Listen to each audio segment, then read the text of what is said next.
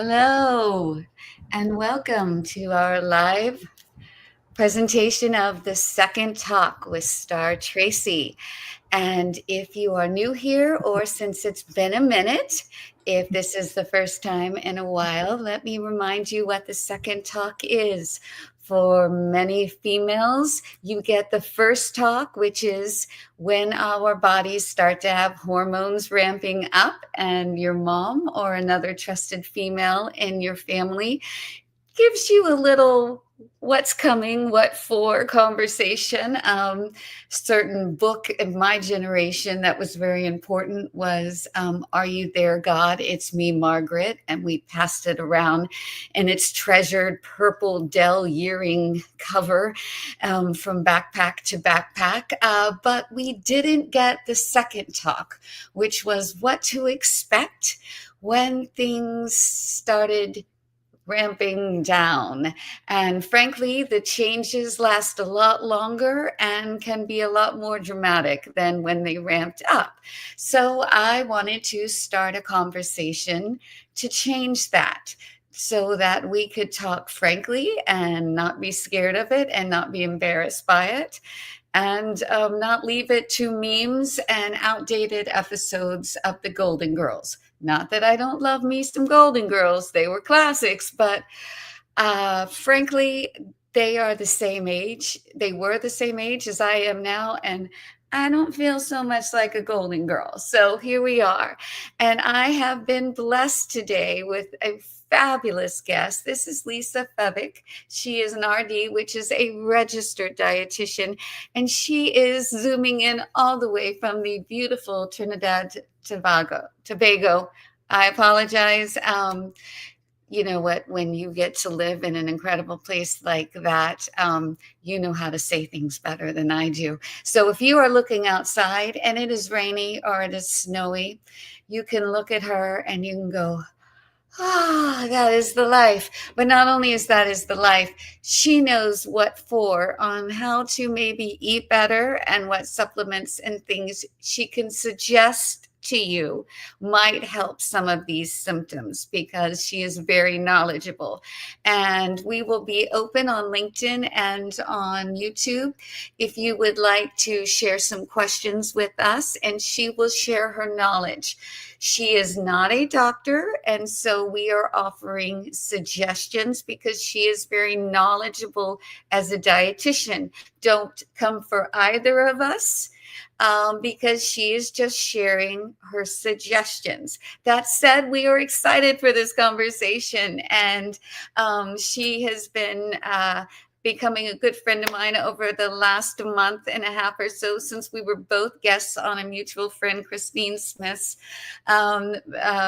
Better Aspects of Aging and Better Aging Network, the Aspects of Aging. Clearly, I cannot talk today, so that's why I need you, Lisa. And now I'm going to shut up because I've messed up everything.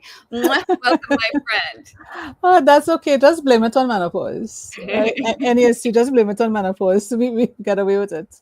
That's right. It's always menopause's fault, right? Yes, exactly. So, welcome. First, let me, since I already butchered the name of your country, give yourself a moment to really introduce yourself well and tell us about your history, and then we'll get to some questions on the ever blamable menopause and perimenopause, which in many ways is much worse than menopause. We always tried the word menopause. To me, perimenopause was much worse. But that's okay. You did quite well, actually. So, yes, my name is Lisa Feveck. I am from Trinidad and Tobago in the Caribbean. And right now I'm sweltering with the heat. So I have the fan on me. So hopefully you don't pick it up in the background. No, not at all. Okay, great. I'm a dietitian, educator, author, and coach for women's health issues. But yes, I do focus on that menopausal journey because, as you said, we don't talk about it enough. We educate our females about puberty and pregnancy, but when it comes to menopause, we still don't have enough information or awareness or education on it.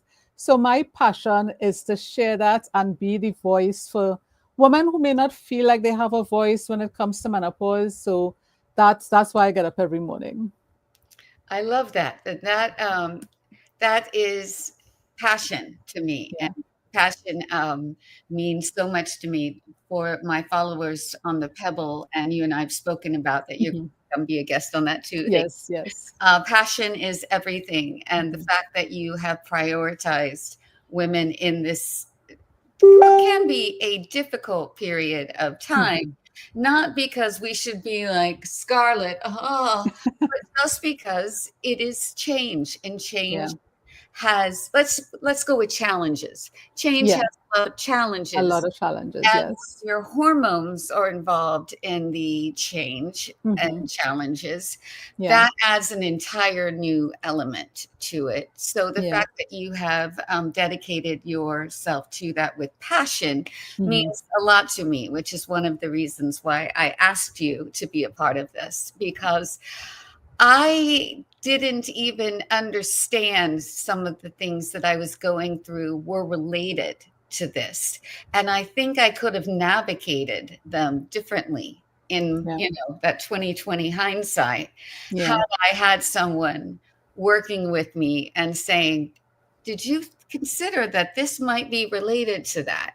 And I Yeah. would have gone, "Oh, no, I hadn't thought of that." And I might have judged myself less. I Yes. might have made different choices at that Yeah. moment going forward.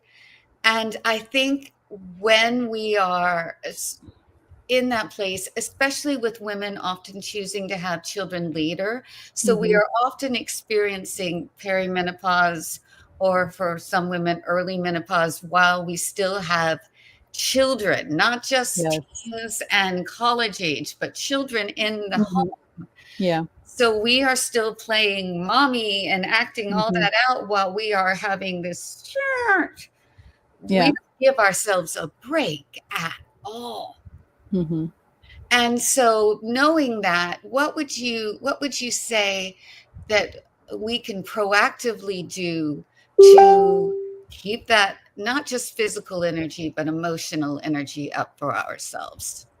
Yeah, I love how you described it. And that's what my clients, that sort of process when they didn't realize the symptoms they were having was actually related to their menopausal journey. And that sort of light bulb moment and that acceptance of themselves, giving themselves grace because they have an answer for what's going on with them. That's the sort of comfort I try to provide. So there are actually over 100 symptoms that you can experience on a menopausal journey. I think I've, 100? I think I've gotten to like 130. Um, yeah. So we talk about the hot flashes, we talk about the mood swings, the night sweats, maybe the migraines and stuff. But literally anything and everything that could go wrong with a particular body part is related to menopause. So I tell my clients, start at the top of your head and work your way down. Oh my goodness. So we're talking anything that could go wrong with your hair, anything with your scalp, your brain, cognitive issues, your gums, teeth, so cavities, your ear canal could itch. You could have joints pain, muscle pain, digestive issues. So you name it, you literally work your way down, and anything and everything that could go wrong, electric shocks, tingling, so things that you wouldn't think about. So you have all those physical symptoms while trying to manage your home and manage your kids, and maybe you have aging parents you're taking care of, and you have duties at work, and then you have all those emotional and mental issues. So the anxiety, the depression, sometimes suicidal thoughts, it gets to be that extreme. Feeling like you're losing your mind, feeling like you're having Alzheimer's. Many women have uncontrolled blood sugars at this time, uncontrolled blood pressure, cholesterol issues.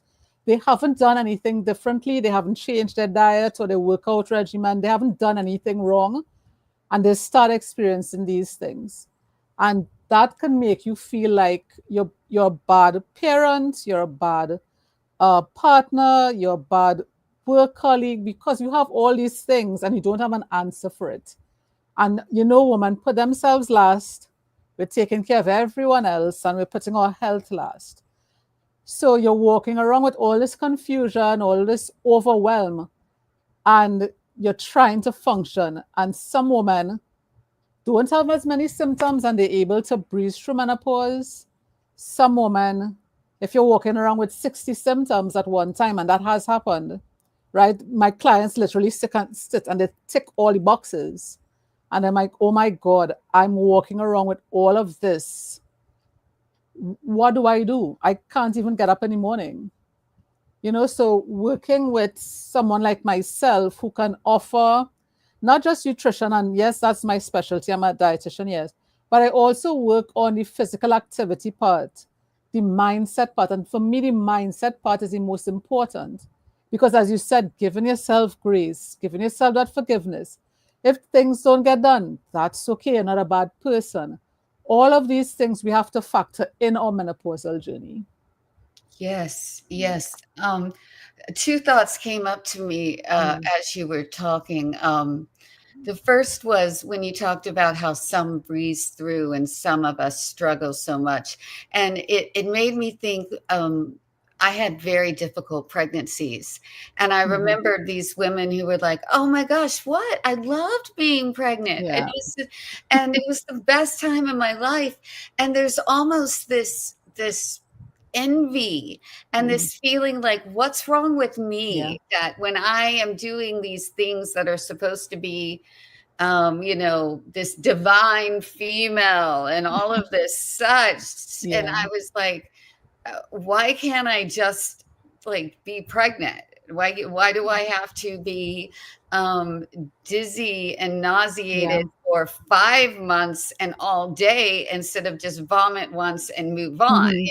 I Yeah. couldn't just do anything normal, Mhm.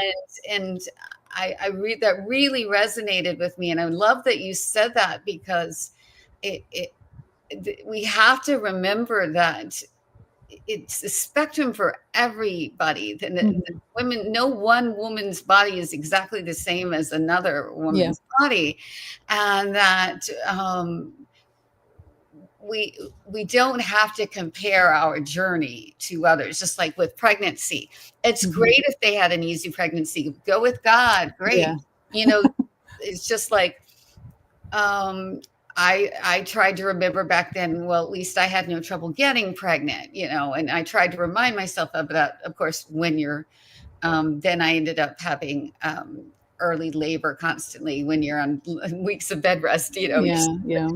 but be happy, be happy. Yes. Yes. It's, it's one of those things where it's so important to remember that you can't compare. And so as we learn to Mhm. talk, it's great that we're talking because we've been so silent, but talking isn't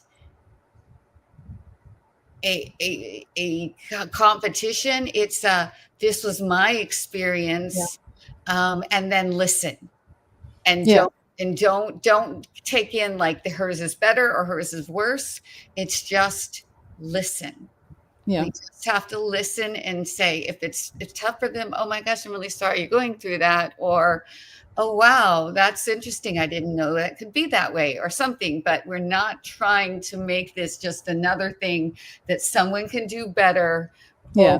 we can do better. We don't need any more. No, we put enough pressure on ourselves as it is, especially as women. Oh, We don't yes. need to be the best at menopause. Oh, good Lord, no. There's Yeah. not going to There's be. no prize, there's no St. trophy for Peter being the will not best. be at the gate going, well, you Yeah, were great. 32 among your peers in menopause. So, no, Yeah, you haven't quite cleared the gate here. exactly, exactly. But the other thing that really stood out to me is I have deeply struggled with, honest to goodness, you said the word like Alzheimer's. I'm like, do I have early onset Alzheimer's? Yeah. I lose nouns, words that I know, Mm-hmm. and all of a sudden, and I'm a writer, words matter to me. And Yes, I'm that yes. person that annoy other people with big words. Like I say things like loquacious in the middle of conversation, and people are like, But my husband is like, "Tracy, you don't get paid extra Yes. for words, like, half-dollar Mhm. words don't help, okay?" But I love words, Mhm. and I get stopped in the middle of conversations, and I try not to get upset anymore because it happens so much. Yeah. I will be stymied by words that I know. Yeah. And the way I describe it is I feel like all of the files are still there, but Yeah. someone ripped all the stickers off. Mhm. Exactly. And so for a while I thought maybe it was long COVID, but Yep. I mean it's been about 3 years since I had my last bout of COVID. I'm one of those. I have autoimmune, so even Yeah. vaccinated, I just was the person who was still going to get it. But Right. I got breakthrough cases, but they said, well, maybe you got long COVID Yeah. because I had some of the nasal issues, Mhm. you know. But I'm like, maybe that's not it. And so, Mhm. but maybe it's menopause. Maybe I'm like need some hormone help or something. I Yeah. don't know. But when you said that, I was like, well, maybe I need to consider that. Maybe my brain is fogged with Mhm. I'm an old lady now.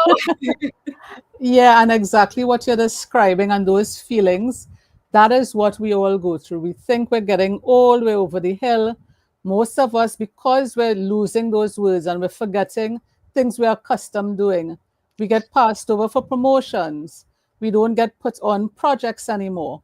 And some women literally quit their jobs because they can't function or they're not being supported enough in the workplace. So one of the things I also do is to go into the workplace, educate supervisors, educate managers. Listen, your workforce is 40% female. They're all around the age of 40 plus, so they're all around the age of menopause. For most women, and I'm finding this more regularly, they start in their 30s. So you're talking about starting menopause and all those symptoms and the brain fog and the memory loss. Some women can't remember how to get to work. They can't remember the routes. If they're traveling home, which taxi do I take? They forget simple things they've done forever. Right. And it's also, to educate colleagues, managers, supervisors. This is what your colleagues are going through. This is what your workforce is going through. So to support them is not about putting a fan in the office because they may have a hot flash. It may be more than that. It may be changing a chair or adding some sort of support for back pain. It may be having more breaks. It may be bringing in a yoga instructor or somebody to do meditation at lunch. So it's not a lot of cost to the company, but you're supporting your workforce so that they don't take more days off. They don't take time off to go to the doctor because they're getting that support in the workforce, and then they don't quit. They don't take all the information and leave. Yeah. So it's a win-win for everyone. I love that. And again, it destigmatizes it because most women don't want to say anything because they Yeah, feel like they're going to be judged as, oh, she's just dried up, she's an old lady, and we're better off without her anyways because obviously she can't crack it anymore yeah, or whatever, when the reality is that this is a time, it's a passing time, that she does have that skill set, is that wealth of knowledge, that if we support her through this period of time, you've still got many years of great work from her that you're going to lose and have to retrain someone, exactly. and still likely you're going to hit this same wall again. And Mhm. so why not work with these women and get them through this period of time? And I would suspect there probably is some similar thing for men, that they don't have a name because they don't have an outward obvious change that comes. But I would guess there's probably some kind of hormonal drop and decline for men too. They just Mhm. don't stop bleeding. So it's not like there is the menopause, Yeah. Yeah, And so they that's don't look exactly back right. and go, But ha ha, you're no longer fertile. Ha right. ha. Yeah, so all women will go through menopause. Once you're on this side of the grass and living long enough, we will all go through menopause. Right. Our experience may be different, our symptoms may be different, but we're all going to go through it. Right. And I will touch on these stages in a little bit so that we all clear on what happens. But for some men, they actually go through male menopause. We usually confuse it for midlife crisis. S- Okay. right? So we see them acting weird and being moody, and we think, okay, midlife crisis. A lot of the times it's actually male menopause. It's called andropause. We lose estrogen, they will lose testosterone, but the symptoms are quite similar. Oh, wow. So So I'm they will being get kind of hot smarty, but there flashes. is such a thing. Yeah, they will get hot flashes. They will have the mood swings. They will have anxiety, depression. Most, if not all, of the symptoms we experience, they experience as well. So it Wow. also means being compassionate to our partners. You're noticing a change. Maybe he is going through male menopause while you're going through menopause. So, it's to encourage them, okay, because men usually don't go to the doctor a lot, they don't get checkups. So, this is the time, okay, you're noticing something different. Okay, let's go to the doctor. Let's have some blood tests. Let's see what's going on and how you could be supported. And earlier you mentioned medication. So, there is hormone replacement therapy for most women, it works, especially if you're suffering with 60 symptoms. It is a conversation you should have with your doctor. Not all women can take hormone replacement therapy, and there are different types. There are gels, there are tablets, there are inserts, different types of different situations. Not all women can take it, maybe because they have a history of heart disease or liver disease or something that prevents them. But that's where I come in, especially. So then you really rely on those holistic solutions because I just can't take those medications. It will be more harmful than helpful. Right. But hormone replacement therapy is safe. I know we had studies in the past that said otherwise. We realized that the way they read the data was wrong. The population they tested it on was the wrong population. But hormone replacement therapy has come a long way, so it's safe. So like what you were saying, you're noticing a lot more cognitive issues, and you're forgetting words, and you're having this symptom and that symptom. Maybe it's time to have a conversation with your gynecologist, do Okay. some blood tests, and see if hormone replacement therapy could be right for you. I appreciate that. And I get all of the caveats, and but I agree Mhm. also. I think that people should let go of the previous HRT Yeah. warnings, because I think, yeah, those studies have really been discredited. Yeah, yeah. And but some doctors still will say hormone replacement therapy isn't safe. Those are the doctors that aren't keeping up with research. Change your doctor. Yeah, I agree. That's So, all. yeah, no, I agree 100%. And I think that it really is time for women also to be emboldened, and to take control of their health. And Mhm. if someone is just shutting down an idea that has medical legitimacy. Mhm. I'm not just saying something you found on somebody's blog Right. at 2 a.m. I'm not saying that, but Yeah. something that is legitimate within the medical Mhm. field. And you're coming to them and saying, I would like this to try this. Mhm. They shut you down, then go to another doctor. Yeah. I'm not saying you brought them something from a blog. Those Yeah. are Yeah. two entirely different things. But I do think women should feel free to ask for things within the medical field to their doctor. And if they're not feeling heard, they should definitely seek a doctor that makes them feel heard. Yeah. Most definitely. And that's not just for menopause. That goes with everything. But Yeah. especially with menopause, the medical community, they aren't trained in menopause. It's not part of the curriculum. So it's not their fault. They have to specialize in it. Yeah. Right? So you go to your GP, most likely they probably won't know anything about menopause. So let them refer you to at least a gynecologist who's at least their specialty is women's health. But if that gynecologist is saying definitely no to HRT, it's not safe, because many of them still do change doctors, I would agree. I right? agree. But this is why I have these conversations, because I believe in empowering women to advocate for their own health. So this is why I just say, let's have a conversation. Let me get you up to speed on what you're going through and give you the questions that you need to ask your doctor, because sometimes we don't know what to ask for. So this is why I do what I do. So we know, okay, ask your doctor for these types of blood tests. Let them check for these types of deficiencies, because that could also play a part in what you're going through, right? There's so many things that could go wrong, but Yes. we need to know what to ask for. And don't accept you're within the normal range as a Yeah, finality.